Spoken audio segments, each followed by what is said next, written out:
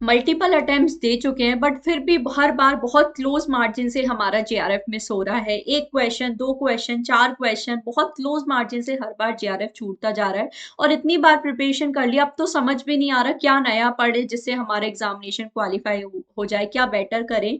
तो आज इन्हीं सारी चीजों के बारे में बात करेंगे, और बिल्कुल मैं आपको सिंपल शॉर्ट स्ट्रेटेजी बताने वाली हूँ कि कैसे अब आप डायरेक्टली अपने जो जेआरएफ है उसके लिए एम कर सकते हो। मेरा नाम है जूही एंड मैं आप सभी के लिए इस चैनल पर डेडिकेटेडली क्लासेस लेकर आती हूँ for UGC NET SET assistant professor examination. मैंने भी UGC NET JRF GATE examination qualify किया है विद ऑल इंडिया रैंक। बिल्कुल मैं मेरा जो स्ट्रेटेजी एक्सपीरियंस है वो आप सभी लोगों को पर्टिकुलरली इस प्लेटफॉर्म के थ्रू शेयर करने की कोशिश कर रही हूँ। तो जरूर से आप इस चैनल को सब्सक्राइब कर सकते हैं। इसी तरह से रेगुलर वीडियो है, क्लासेस है, सेशंस है, अपडेट्स हैं, असिस्टेंट प्रोफेसर पीएचडी रिलेटेड सब कुछ आपको मिल जाता है। आप चैनल को जरूर से सब्सक्राइब कर सकते हैं।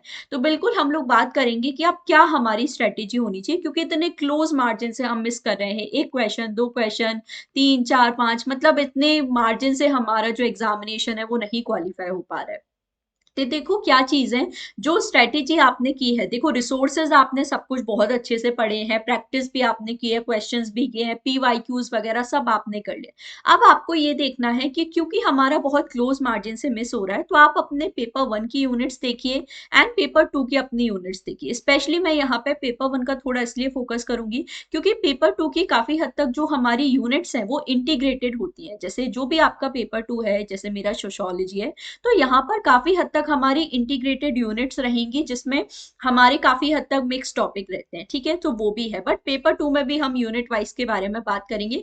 पहले पेपर वन का थोड़ा सा बात कर लेते हैं। देखो सबसे पहले जब हम कट ऑफ की बात कर रहे हैं जो हमारा मिस हो रहा है, तो आप ये देखो कि आपके सब्जेक्ट वाइज कितना आपका कट ऑफ जा रहा है, और उसके अकॉर्डिंग हमें अपनी रेंज डिसाइड करनी है। जैसे सोशोलॉजी का जो इस बार हाईएस्ट कट ऑफ है वो हमारा रहा है 232 मार्क्स। तो अब हम लोग नेक्स्ट टाइम के लिए जो अपना टारगेट करेंगे वो हमने रखा है यहाँ पे 240 से 250 मार्क्स मुझे यहाँ पर स्कोर करने हैं। मतलब मुझे 120 से 125 क्वेश्चन यहाँ पर अपने टारगेट करने हैं जिससे मैं इस एग्जामिनेशन को क्वालिफाई कर लूँ। अब ऑब्वियसली बात है 120 से 125 क्वेश्चन सिर्फ पेपर टू पढ़ के या सिर्फ पेपर वन पढ़ के तो हो नहीं सकते, तो दोनों में एक बैलेंस बनाना पड़ेगा। तो सबसे पहले आप यहाँ पर एक बैलेंस बनाने की कोशिश करो। जैसे मेरा टारगेट है 120 क्वेश्चन करना, तो उसके लिए मैं यहाँ पे टारगेट कर रही हूँ कि पेपर वन में मेरे अराउंड 40 क्वेश्चन सही हो जाएं। ठीक है, 10 क्वेश्चन गलत भी हो जाएं तो भी मेरे पास कोई दुख मनाने वाली चीज ना हो। 40 क्वेश्चन में भी हो सकता है मेरा जेआरएफ। पेपर टू में आपको ट्राई करना है 80 टू 85 क्वेश्चन की तरफ जाओ। ठीक है, पेपर वन में किसी भी केस में मैं आपको नहीं बोलूंगी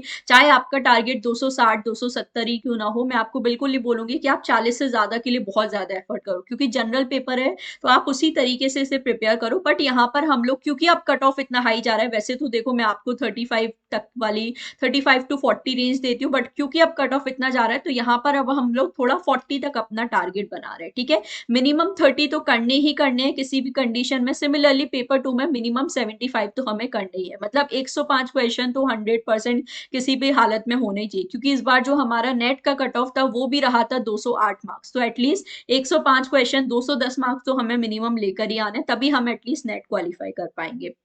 अब इसे डिवाइड कैसे करें, तो जैसे पेपर वन में आपका टारगेट है 40 क्वेश्चन, तो आप यहाँ पर अब यूनिट वाइज देखो। देखो ऐसा कभी भी पॉसिबल नहीं होगा कि आप कोई यूनिट को कंप्लीटली स्किप कर दो और आपके 40 क्वेश्चन सही हो जाए, ऐसा नहीं, सभी यूनिट को देखना पड़ेगा। अब आप यूनिट वाइज देखोगे किस यूनिट में बेटर स्कोर कर सकते हो। तो ऑब्वियसली सबसे पहली पोजीशन यहाँ पर मैं दूंगी रीडिंग कॉम्प्रीहेंशन। रीडिंग कॉम्प्रीहेंशन ऐसी यूनिट है, थोड़ा भी अगर आपने एफर्ट कर लिया ना, 5 में से 5 क्वेश्चन यहाँ पर आप सही कर सकते हो। और किसी यूनिट में हो ना हो 5 में से 5 क्वेश्चन सही, रीडिंग कॉम्प्रीहेंशन में 100% हो सकते हैं। तो ये आप इसको सबसे पहला टारगेट बनाओ। दूसरी यूनिट है डीआई। ठीक है, बहुत सारे बच्चों का फियर है डीआई, बट एक्चुअली डीआई आपके लिए स्कोरिंग है। थियरी आप कितना भी पढ़ लो, कभी भी उसमें 100% स्कोर की हम बात नहीं कर सकते, बट डीआई में कर सकते हैं। तो डीआई में आप देखो 5 आउट ऑफ 5 क्वेश्चन सही करने की। ठीक है, फिर बाकी जो हमारी यूनिट है उसमें से भी आप इसी तरह से निकालो। जैसे अभी आपका लॉजिकल रीजनिंग में 3 में से 4 अगर सपोज 5 क्वेश्चन आ रहे हैं, आपके 2 या 3 ही सही हो रहे हैं, तो यहाँ पर आप देखो 2 या 3 में से मैं कैसे 4 से 5 क्वेश्चन की तरफ आ जाऊँ।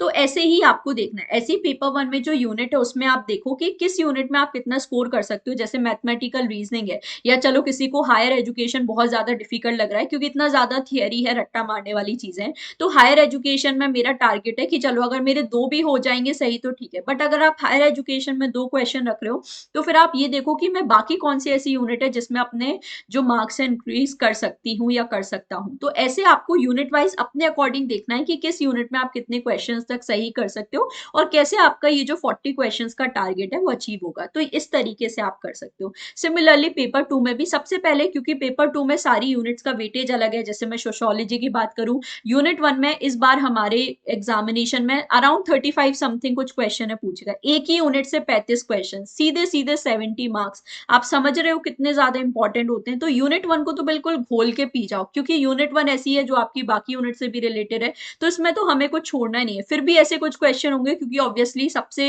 यहाँ पर थिंकर्स वाली यूनिट है, तो कुछ ना कुछ नया डालते हैं। तो यहाँ पर इस बार के पेपर में अराउंड आई थिंक 38 समथिंग कुछ क्वेश्चन है जो यूनिट 1 से रिलेटेड थे। तो अगर आपने 35 भी यहाँ पे सही कर लिए तो बिल्कुल मजे हमारे हो जाएंगे। फिर जो हमारी हाई वेटेज यूनिट है वो है यूनिट 3, ठीक है, जिसमें से भी अराउंड आपको 10 से 15 क्वेश्चन है। यूनिट 2, ये तीनों ऐसी यूनिट है जिसमें से लगभग आपके 50% से ज्यादा क्वेश्चन बने। अब आप देखो 35 क्वेश्चन तो यूनिट 1 से ही हमारे बन रहे हैं, 10 से 15 क्वेश्चन इसमें 45 ही हो गए, 10 क्वेश्चन अराउंड आपके यूनिट 2 में, 55 आउट ऑफ 100 तो हमारे यही हो गए हैं। अब बाकी यूनिट देख लो। यूनिट 10 का वेटेज हमारा कम है, ठीक है, अभी तो हार्डली 1 या 2 क्वेश्चन, या कई बार तो 1 क्वेश्चन भी नहीं आता। तो ये चीज है। फिर उसके बाद जो हाई वेटेज यूनिट है, अब जैसे अब यहाँ पर आप टॉपिक वाइज देख सकते हो कौन सा टॉपिक है ज्यादा पूछा जा रहा है। जैसे यूनिट 8 है, फेमिनिज्म है, बहुत पूछा जाएगा। यूनिट 4 इस बार आपको अर्बन सोशियोलॉजी का जो वेटेज है काफी देखने को मिला, तो वो चीजें हमें प्रिपेयर करनी है। मूवमेंट्स रिलेटेड टॉपिक से हर बार आपको क्वेश्चन पूछे जा रहे हैं। पीजेंट मूवमेंट्स हैं आपके, विमेन मूवमेंट है, ये सारी चीजें, ठीक है, आपके एनवायरमेंटल मूवमेंट्स हो गए, सारी चीजें।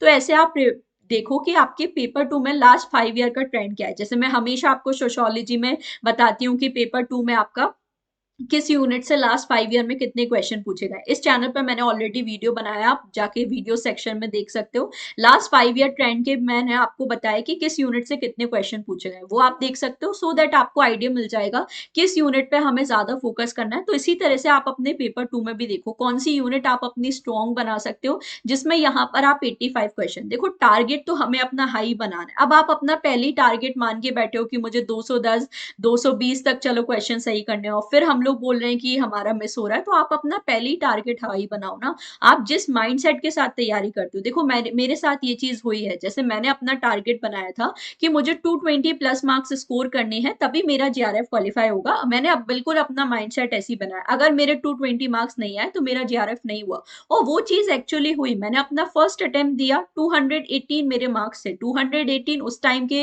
हिसाब से अच्छा स्कोर है। मोस्टली आपका हो जाता था क्योंकि इतना ही कट ऑफ हमारा जाता था। तो बट नहीं हुआ क्योंकि मैंने माइंड में ये चीज बना के रखी थी कि 200 प्लस आएंगे, जेआरएफ हुआ। तो मैंने क्लोज मार्जिन से मिस किया।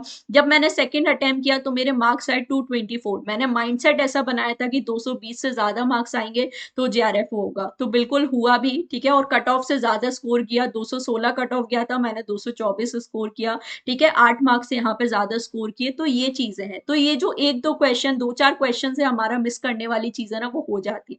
इसलिए मैं बोल रही हूँ कि पहले ही अपना टारगेट जो है 240 250 क्वेश्चन मार्क्स बनाओ। 120 125 क्वेश्चंस का अपना टारगेट बना, हो जाएगा। कॉम्पिटिटिव एग्जामिनेशन है, बहुत हमें लगता है कि यार कुछ चीजें तो ऐसी पूछ ली जाती है जो हमें आती नहीं, हमेशा होगा, कोई बात नहीं। और उन चीजों से फर्क भी नहीं पड़ता क्योंकि वो चीजें हमने अपनी रिमेनिंग 25-30% में रखी है। तो 25 से 30 क्वेश्चन गलत भी करके आ जाओगे ना, सिली मिस्टेक्स की भी हो जाएंगी, नई रैंडम चीजें भी आ जाएंगी, एब्सर्ड क्रोनोलॉजी वाले क्वेश्चन सब कुछ आ जाएंगे ना, तो भी एग्जामिनेशन को क्वालिफाई कर सकते हो। तो फोकस 25 से 30 क्वेश्चन पे नहीं करना है। वो गलत कर भी आओगे तो भी कोई इशू नहीं है।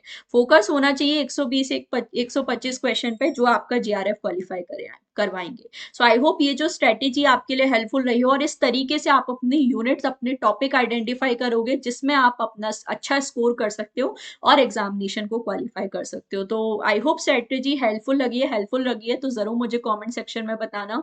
और कोई भी आपका डाउट है तो कमेंट सेक्शन में आप बता सकते हो। आप मेरे साथ कोर्सेज को ज्वाइन कर सकते हो जहां पर मैं आपको और डिटेल में इस तरह की स्ट्रेटेजी बताती हूँ, सारे resources, benefit, PYQs, mock test सब कुछ प्रोवाइड करती हूँ। तो आप पेपर 1 प्लस पेपर 2 सोशोलॉजी का कोर्स मेरे साथ ज्वाइन कर सकते हो। 15% डिस्काउंट अभी आपको दिया जा रहा है, सो RC15 कोड यूज करके आप इस ऑफर को भी अवेल कर सकते हो।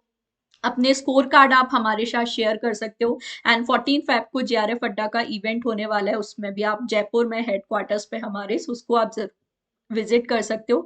एंड कमेंट सेक्शन में आपको एक गूगल फॉर्म मिलेगा, उसको भी आप फिल कर सकते हो। अगर आपने JRF क्वालिफाई किया है तो रिसर्च प्रपोजल की अगर आपको गाइडेंस चाहिए उसके लिए भी आप फॉर्म फिल कर सकते हो, या अगर नहीं भी हुआ है, काउंसलिंग आपको चाहिए, तो उसके लिए भी फॉर्म है कमेंट सेक्शन में, वो आप फिल कर सकते हो। बाकी इस चैनल को जरूर सब्सक्राइब कर लो, जहां पर रेगुलरली इसी तरह की वीडियोस, क्लासेस एंड अपडेट्स हैं जो मैं आपके लिए लेकर आती हूँ। So that's all for today, don't forget to like and share the video.